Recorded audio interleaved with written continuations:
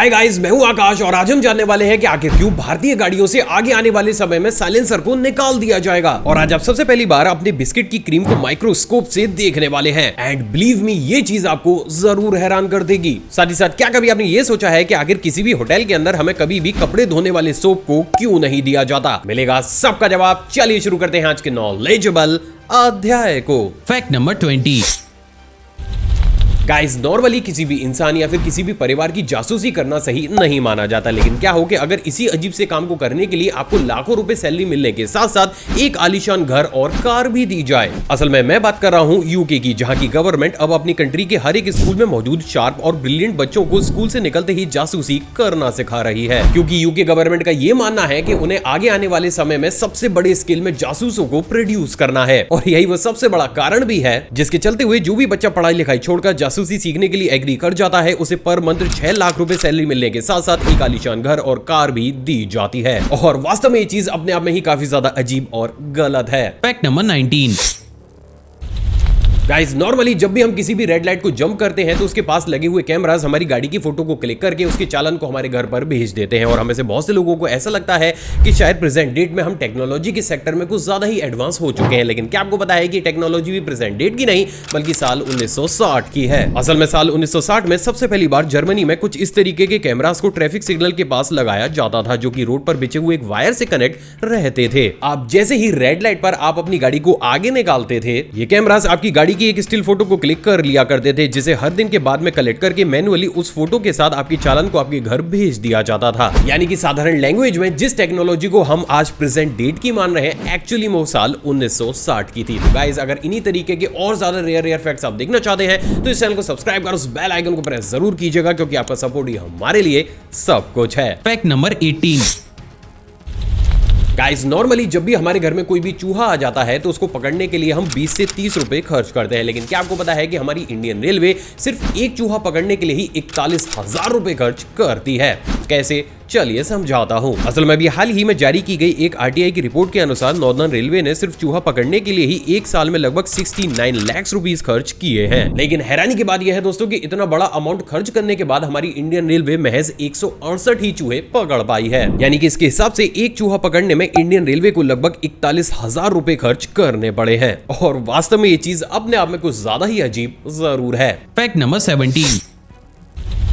Guys, normally हमें से 90% लोग आईफोन को सिर्फ और सिर्फ शो ऑफ के लिए ही खरीदते हैं, लेकिन क्या आपको पता है कि अगर आपने यही शो ऑफ फ्रांस में कर दिया तो आपको सीधा जेल जाना पड़ सकता है। असल में भी हाल ही में फ्रांस गवर्नमेंट ने आईफोन 12 की इंपोर्ट और प्रोडक्शन को पूरे ही तरीके से बैन कर दिया है, क्योंकि उनके अनुसार आईफोन 12 काफी बड़े स्केल पर रेडिएशन को फैला रहा है, जिसके चलते हुए इस एडवाइजरी में यह भी कहा गया है कि जो भी शख्स आईफोन 12 प्रेजेंट डेट में चला रहा है वो या तो इसे गवर्नमेंट को वापस सबमिट कर दे या फिर वो उसे इस्तेमाल करना ही बंद कर दे। और इसलिए अगर आगे आने वाले समय में फ्रांस में कोई भी इंसान आईफोन 12 को चलाता हुआ पकड़ा जाता है तो उस पर जुर्माना ठोकने के साथ साथ उसको सीधा जेल भी डाल दिया जा सकता है। अजीब लेकिन सच। Fact number 16। गाइस, जैसे कि हम सभी जानते हैं कि साल 1887 में एक अमेरिकन इन्वेंटर के द्वारा ग्रामोफोन को इन्वेंट किया गया था, लेकिन क्या आपको पता है कि ये टेक्नोलॉजी भी साल 1887 की नहीं बल्कि उससे कहीं ज्यादा पुरानी है। असल में साल 1850 के आसपास कुछ इस तरीके के ग्रामोफोन को भी बनाकर तैयार किया गया था, जिसके ऊपर म्यूजिकल डिस्क की बजाय कुछ इस तरीके से अलग अलग रॉक्स को रखा जाता था, जिससे अलग अलग तरीके की अमेजिंग सी मेलोडीज निकला करती थी। हालांकि अभी आपकी स्क्रीन पर आपको जो वीडियो दिख रही है वो साल 1850 में बनी हुई उसी मशीन की एक हूबहू रेप्लिका है, लेकिन ये आज भी वही म्यूजिक प्रोड्यूस करती है जो कि इनिशियल स्टेज पर वो मशीन किया करती थी। अगर ये चीज इतनी ज्यादा औसम है तो माय इंडिया फैमिली का इसे सुनना तो बनता ही है।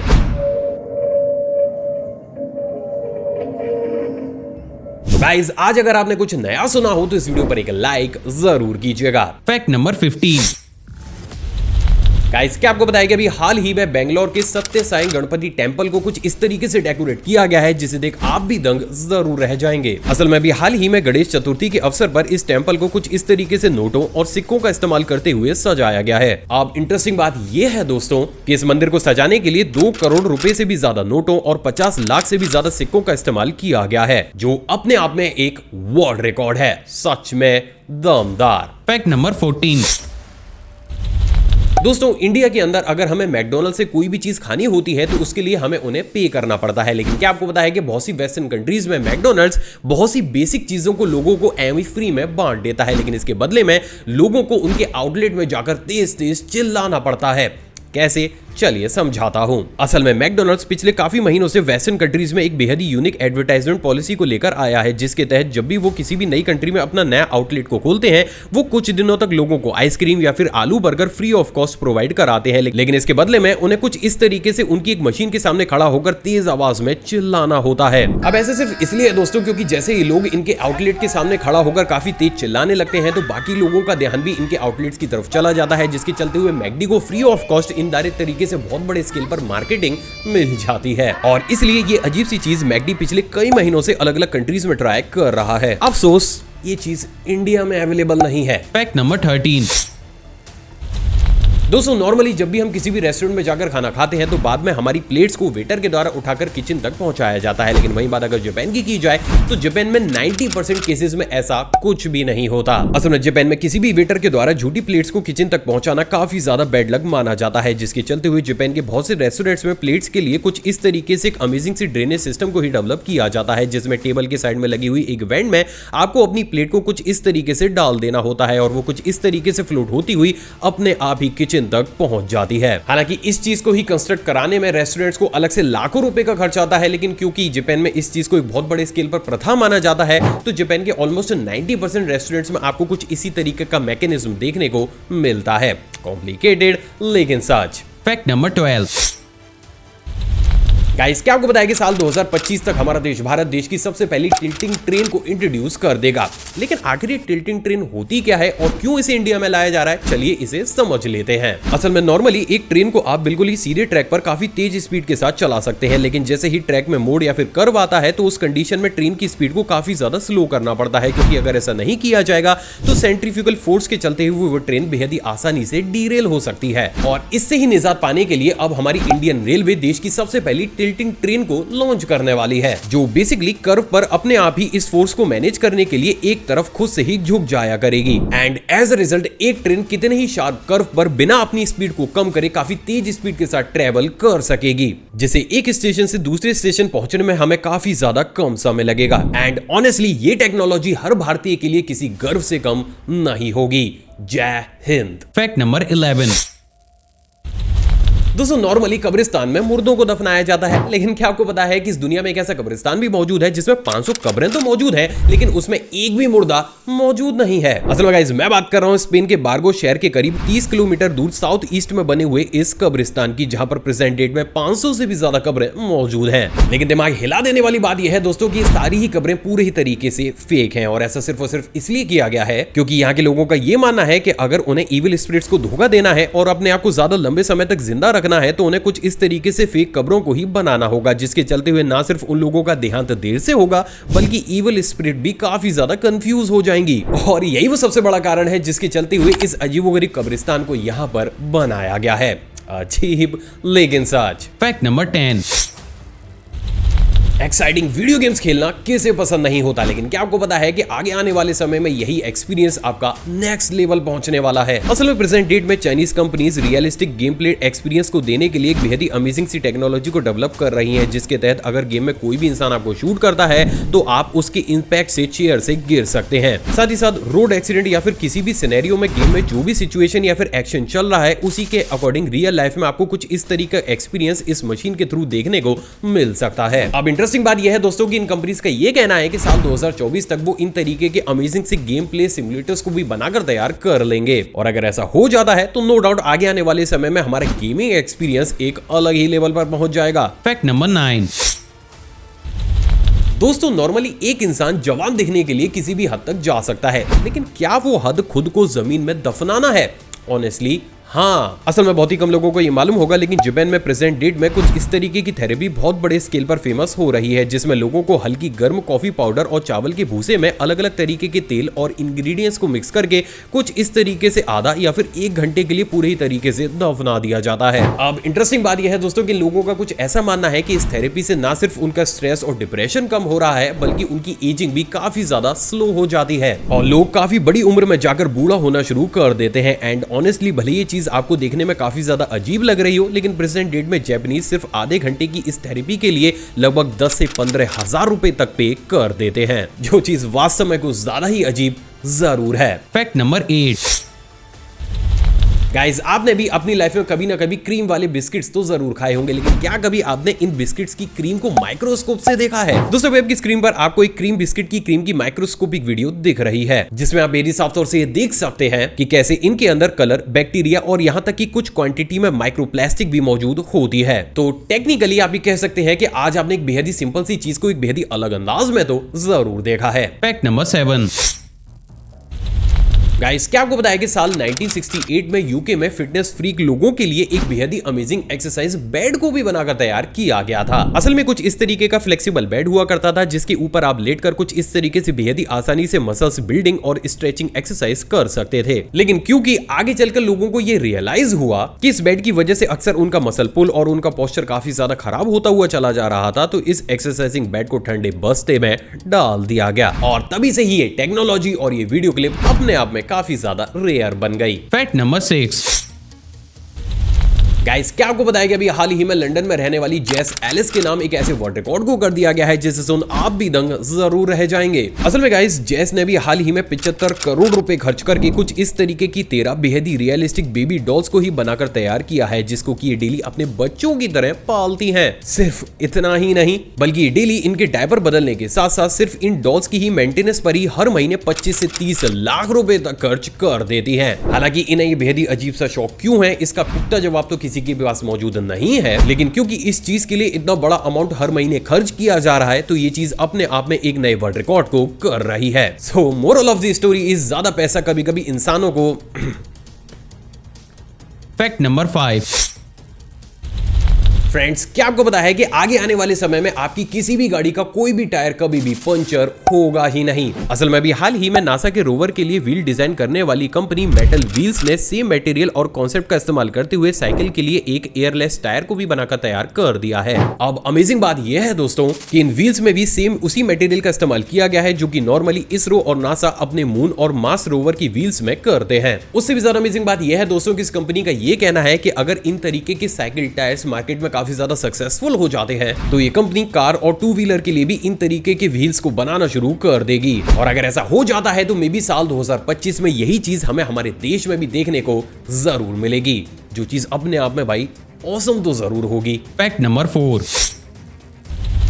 गाइस, नॉर्मली जब भी हमें एक सिटी में एक जगह से दूसरी जगह ट्रैवल करना होता है तो कभी कभार रेड ट्रैफिक सिग्नल लाइट हमें काफी ज्यादा इरिटेट कर देती है, लेकिन क्या आपको पता है कि हमारे देश भारत में एक ऐसी सिटी भी मौजूद है जहां पर आपको एक सिंगल भी रेड लाइट देखने को ही नहीं मिलेगी। असल में गाइस, मैं बात कर रहा हूं भारत की पहली और दुनिया की दूसरी traffic signal light free city Kota की, जहां पर बेहद ही सटीक तरीके से अंडरपास, रोड्स और सर्कल्स को बनाकर तैयार किया गया है कि यहां पर आप बिना ट्रैफिक जैम में फंसे हुए बेहद ही आसानी से एक जगह से दूसरी जगह बिना ट्रैफिक लाइट्स की मदद से ही ट्रैवल कर सकते हैं। हालांकि ये चीज है तो अपने आप में काफी ज्यादा ऑसम, लेकिन अगर कोई भी इंसान कोटा से इस वीडियो को देख रहा है तो गाइस नीचे कमेंट सेक्शन में एटलीस्ट मुझे तो जरूर बताइएगा कि क्या वास्तव में बिना ट्रैफिक लाइट के आपके ट्रैफिक लगता ही नहीं है, एंड एक्चुअली में ऐसा हो रहा है तो ये चीज भाई ऑसम है, बट कमेंट्स में बताना जरूर। Fact number 3।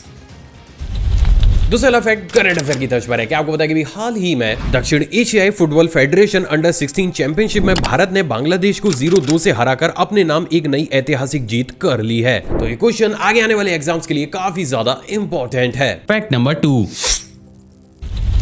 आखिर किसी भी होटल के अंदर हमें कभी भी कपड़े धोने वाला साबुन क्यों नहीं दिया जाता? असल में गाइस, आपने भी इस चीज को कभी ना कभी तो नोटिस जरूर किया होगा कि चाहे होटल कितना ही ज्यादा बड़ा क्यों ना हो, उसके अंदर आपको शावर जेल और यहाँ तक कि फेस वॉश भी देखने को मिल जाएगा, लेकिन आपको कभी भी किसी भी कंडीशन में किसी भी होटल के अंदर कपड़े धोने वाला साबुन देखने को नहीं मिलेगा। तो फिर आखिर ऐसे में सवाल तो जरूर खड़ा होता है कि जब एक होटल हमें सबसे ज्यादा फैसिलिटीज देने में बिलीव करता है, तो आखिर फिर ये होटल वाले हमें कपड़े धोने वाला साबुन क्यों नहीं देते? असल में गाइस, इसके पीछे बहुत से कारण है। बात अगर सबसे पहले कारण की जाए तो वो है कॉस्ट कटिंग। असल में अगर किसी भी होटल के रूम में आपको कपड़े धोने का साबुन दे दिया जाएगा तो उसके साथ साथ आपको वॉशिंग ब्रश और यहां तक कि कपड़े धोने के लिए अलग अलग इक्विपमेंट्स भी देने पड़ेंगे, जिन्हें मेंटेन करने के लिए कहीं ना कहीं होटल को ज्यादा खर्च करना पड़ेगा, जो कर पाना इस कंपटीशन भरी दुनिया में काफी ज्यादा पॉसिबल नहीं है। तो वहीं दोस्तों, अब बात अगर दूसरे कारण की जाए तो वो है ड्रेनेज का ब्लॉक होना। असल में अगर होटल के रूम में ज्यादातर गेस्ट अपने कपड़े को धोना शुरू कर देंगे तो होटल का ड्रेनेज सिस्टम कपड़ों के रेशे की वजह से भी काफी जल्दी ब्लॉक हो जाया करेगा, जिसको कि टाइम टू टाइम मेंटेन करने के लिए होटल को एक अलग से अलग अलग तरीके के प्लम्बर्स को भी हायर करना होगा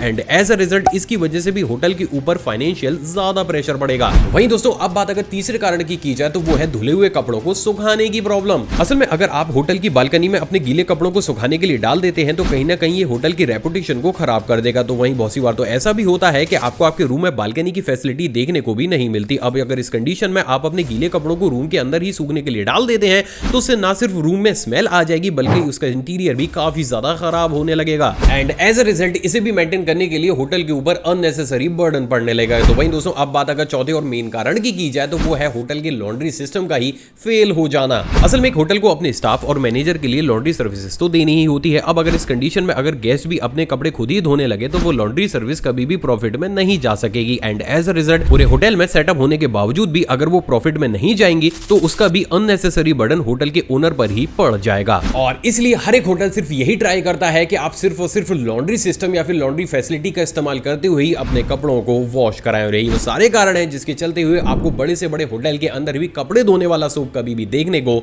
नहीं मिलेगा। Fact number 1। आखिर क्यों आगे आने वाले समय में भारतीय पेट्रोल गाड़ियों से साइलेंसर को हटा लिया जाएगा? असल में गाइस जैसे कि हम सभी जानते हैं कि प्रेजेंट डेट में हमारी गवर्नमेंट हमारी कंट्री से एयर पोल्यूशन को कम करने का हर संभव प्रयास कर रही है, जिसके तहत पहले तो उन्होंने इलेक्ट्रिक व्हीकल को ज्यादा से ज्यादा पुश करके और उन पर सब्सिडी देकर उन्हें मार्केट के अंदर सक्सेसफुल बनाने का ट्राई किया और इसके बाद अब प्राइवेट डीजल व्हीकल की क्वांटिटी भी हमारी इंडियन गवर्नमेंट काफी ज्यादा कम कर रही है। और इसके पीछे का एकमात्र सबसे बड़ा कारण इंडिया के अंदर बढ़ता हुआ एयर पोल्यूशन है। असल में अगर किसी भी कंट्री में एयर पोल्यूशन काफी ज्यादा बढ़ने लगता है तो ना सिर्फ वहां के लोग काफी ज्यादा बीमार होने लगते हैं बल्कि फॉरेन इन्वेस्टमेंट भी उस कंट्री में गिर जाता है, क्योंकि बाहर की कोई भी कंपनी ऐसे क्लाइमेट के अंदर ज्यादा दिन तक सस्टेन नहीं कर पाती। लेकिन अब यहाँ पर सबसे बड़ा ट्विस्ट यह है दोस्तों कि अभी हाल ही में बेंगलोर के एक छोटे स्टार्टअप ने एक बेहद ही अमेजिंग से बॉक्स को भी बनाकर तैयार कर लिया है, जिसको कि किसी भी बाइक, स्कूटी या फिर व्हीकल के उस पार्ट पर जाकर कनेक्ट कर दिया जाता है जहां से एक्चुअली में वो साइलेंसर या फिर एग्जॉस्ट का पाइप कनेक्ट होता है। अब इस कंडीशन में जैसे ही किसी भी व्हीकल से साइलेंसर को हटाकर इस बॉक्स को कनेक्ट किया जाता है तो ये box carbon monoxide, hydrocarbon, nitrogen oxide, sulphur compounds के साथ साथ वाटर वेपर्स को भी पूरे ही तरीके से डिफ्यूज कर देता है, जिसके चलते हुए एक तो आपका व्हीकल काफी ज्यादा कम शोर करता है और दूसरा उससे लगभग ना के बराबर ही एयर पोल्यूशन होता है। अब इंटरेस्टिंग बात यह है दोस्तों कि क्योंकि ये बॉक्स हर एक कंपाउंड को अपने अंदर ही डिफ्यूज कर देता है तो इसे आपको 1 महीना या फिर 1.5 महीने में एक बार जाकर ओपन करके वॉश करना होता है और उसके बाद आप बेहद ही आसानी से दोबारा से इसे कनेक्ट करके अपने व्हीकल को दोबारा से 1-1.5 महीना बिना ही किसी प्रॉब्लम के चला सकते हैं। अब इंटरेस्टिंग बात यह है दोस्तों कि इस बॉक्स को पूरी तरीके से बना देने के बाद बहुत ही छोटे स्केल में इंडियन व्हीकल्स के अंदर ट्राई भी किया जाएगा और ये एक्सपेरिमेंट अगर पूरी तरीके से सफल रहा तो मे बी आगे आने वाले समय में आपको आपके मार्केट के अंदर ऐसी डिवाइसेस बहुत बड़े स्केल पर देखने को भी जरूर मिलेंगी। और ये तो हम सभी जानते हैं कि मार्केट के अंदर अगर कोई भी चीज बहुत बड़े स्केल पर फेमस होती है तो हमारी गवर्नमेंट का ध्यान उसके ऊपर जरूर जाता है। तो मे बी आगे आने वाले समय में सभी कंपनियों को इन्हीं तरीके की डिवाइसेस लगाना कंपलसरी भी हो सकता है और देखते ही देखते इंडियन मार्केट में जितने भी पेट्रोल व्हीकल्स आपको देखने को मिलेंगे उन सभी से साइलेंसर को पूरी तरीके से हटा लिया जाएगा, जो अपने आप में काबिले तारीफ भी है। आई होप दोस्तों आज का एपिसोड आपको पसंद आया होगा, आपने ऑलरेडी इस वीडियो को लाइक कर दिया होगा। साथ ही साथ आप अगर मुझसे इंटरेक्शन को बढ़ाना चाहते हैं और कुछ एक्सक्लूसिव रील्स देखना चाहते हैं तो आप मुझे इंस्टाग्राम पर भी फॉलो कर सकते हैं, जिसके लिए गूगल पर जाकर आपको आकाश अरोड़ा टाइप करना है और गूगल देता सीधे सीधे को मेरी इंस्टाग्राम आईडी तक ले आएंगे। एक और फ्रेश कमाल एपिसोड में आपसे दोबारा मुलाकात होगी दोस्तों। जय हिंद।